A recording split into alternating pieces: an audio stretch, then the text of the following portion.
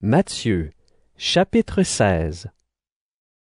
Les pharisiens et les sadducéens s'approchent de Jésus. Ils veulent lui tendre un piège. Ils lui demandent: « Fais un miracle devant nous. Ainsi tu nous prouveras que c'est Dieu qui t'envoie. » Jésus leur répond: « Au coucher du soleil, quand le ciel est rouge, vous dites: il va faire beau. Et le matin, quand le ciel est rouge foncé, vous dites: aujourd'hui, il va faire mauvais temps. Quand vous regardez le ciel, vous savez quel temps il va faire. Mais les choses qui se passent maintenant, vous ne savez pas ce qu'elles veulent dire. Pourquoi donc?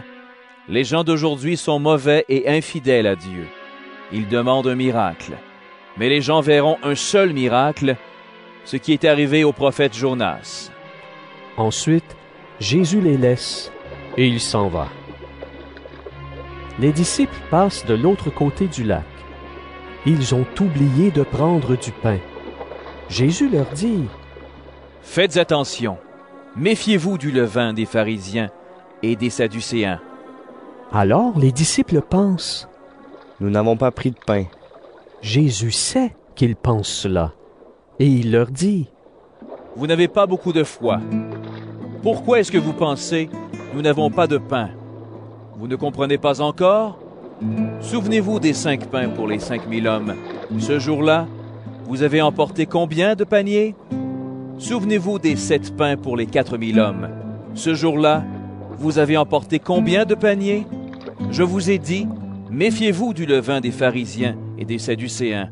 Vous ne comprenez donc pas que je ne vous parlais pas de pain? » Alors, les disciples comprennent. Jésus ne leur a pas dit de se méfier du levain du pain, mais ils doivent se méfier de l'enseignement des pharisiens et des sadducéens. Jésus arrive dans la région de Césarée de Philippe.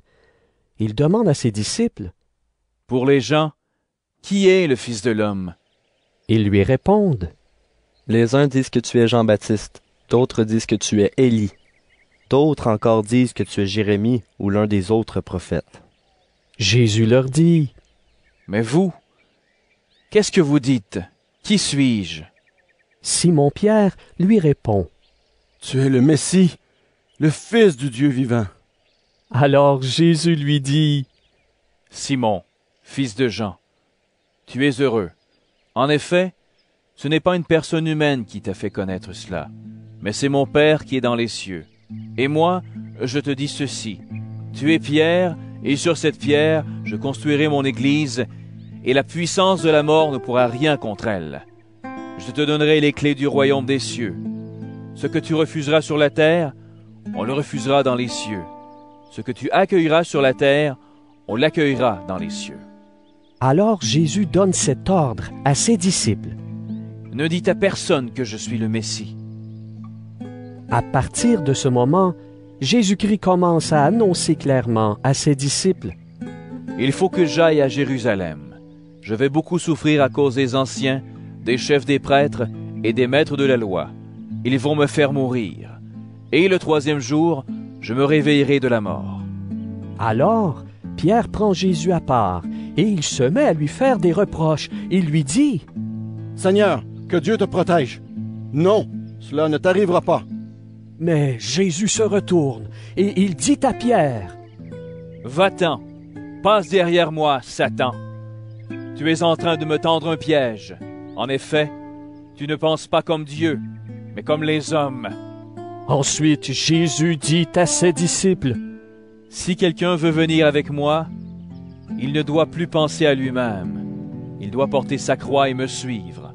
En effet, celui qui veut sauver sa vie la perdra. Mais celui qui perdra sa vie à cause de moi la retrouvera. Si une personne gagne toutes les richesses du monde, mais si elle perd sa vie, à quoi cela lui sert-il? Qu'est-ce qu'on peut payer en échange de la vie? Oui, le Fils de l'homme va venir avec ses anges dans la gloire de son Père. Alors, il récompensera chacun selon ses actions.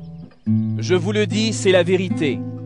Quelques-uns ici ne mourront pas avant de voir le Fils de l'homme venir comme roi. »